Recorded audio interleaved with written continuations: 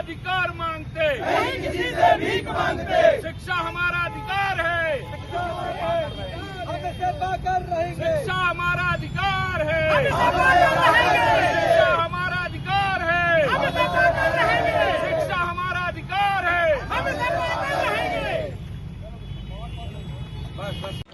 और government hospital में अच्छे लोग लोग भर्ती होते हैं, हम उनकी रिस्पेक्ट नहीं करते। हम तो गवर्नमेंट स्कूल में थे, अगर हमारे मैथ्स को टीचर था तो इसलिए भर्ती किया गया कि मेरे को मैं लोगों से अच्छा हूँ, ज़्यादा परसेंट होंगे। मैं अंतर्राष्ट्रीय प्रतियोगिता में गया, जबलपुर का एकमात्र हॉकी कोच हूँ जो किसी अंतर्राष्ट्रीय प्रतियोगिता में गया जब से देश आज़ाद हुआ आज तक।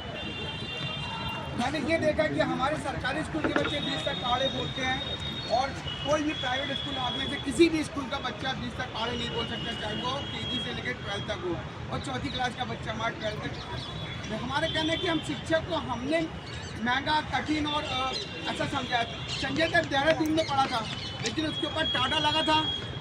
पहली पाठशाला घर और पहले शिक्षक माता पिता होते हैं।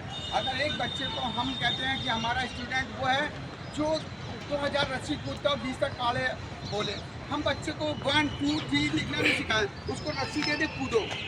जिस दिन वो 1 2 3 कूदेगा केजी का बच्चा, जिस दिन वो 10 कूदेगा रस्सी कूदेगा तब फिर भी होगा और गिनती भी आएगी। हम सेंटर के पास जाते तो डैड वो आपको चेहरा बनाना नहीं सिखाता, वो पहले हाथ चलाता। हम अपने बच्चों को पहले दिन से क्लिप क्यों सिखाते, उसको फ्री हैंड चलने देना, उसको ले जो तुमको बोलना है, जो गाली बकना गाली लिखो। लिखने की आदत नहीं, हमारा बच्चा लिखता नहीं है। हम वो टीवी चली, कमेंट्री चली, हम उसको बोले लिखो आप सुन के।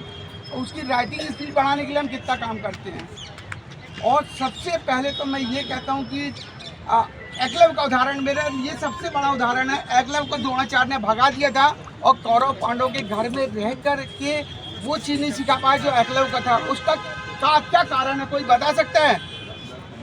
एकलव्य को भगाने के बाद नहीं, एकाग्रता नहीं, एकाग्रता तो उनने भी सिद्ध करा था, अर्जुन ने धनुष के आंखों पे निशाने लगा करके। एकाग्रता नहीं है।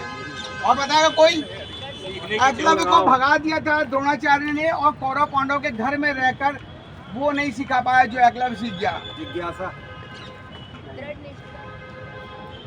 नहीं।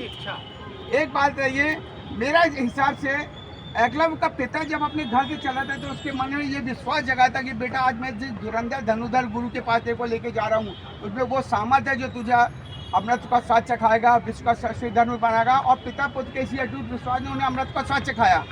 हम कितने बच्चों को अपने गुरु के नाम से जानते हैं बताइए?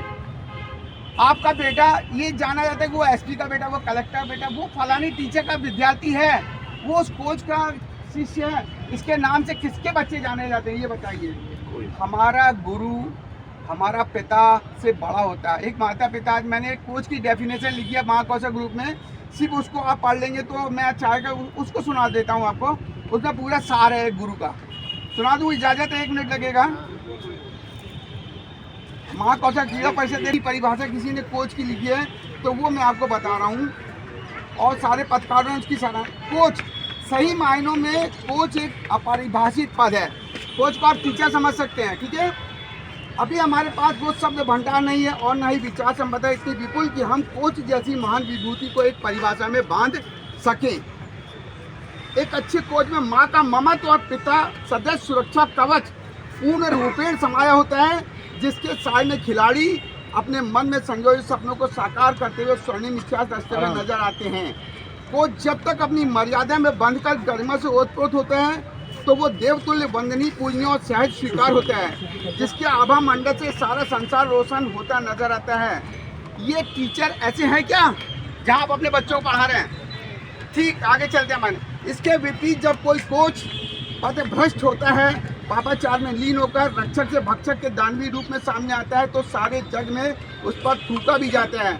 आज खेल जगत में इन दोनों ही रूपों में कोचों का मिलना आम बात हो गई है।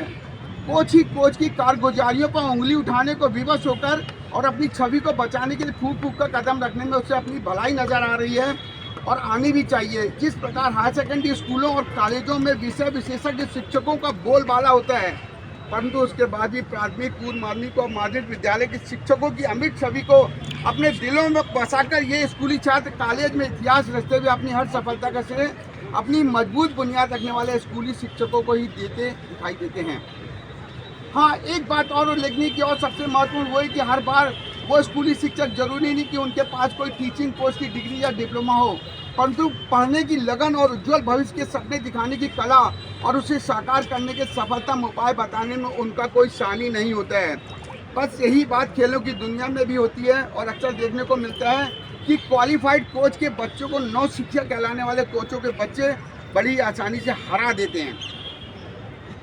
इतनी महत्वपूर्ण उपलब्धियों को भी कुछ सिरफिरे लोग नकारते हुए ये रोना रोते नजर आते हैं कि हमारे जैसे क्वालिफाइड कोचों को छोड़कर ये बच्चा अनक्वालिफाइड कोचों की कोचिंग लेकर अपना भविष्य खराब कर रहा है, और यही स्थिति रही तो शायद ये बच्चा वहाँ नहीं पहुँच पाएगा जहाँ इसे होना चाहिए।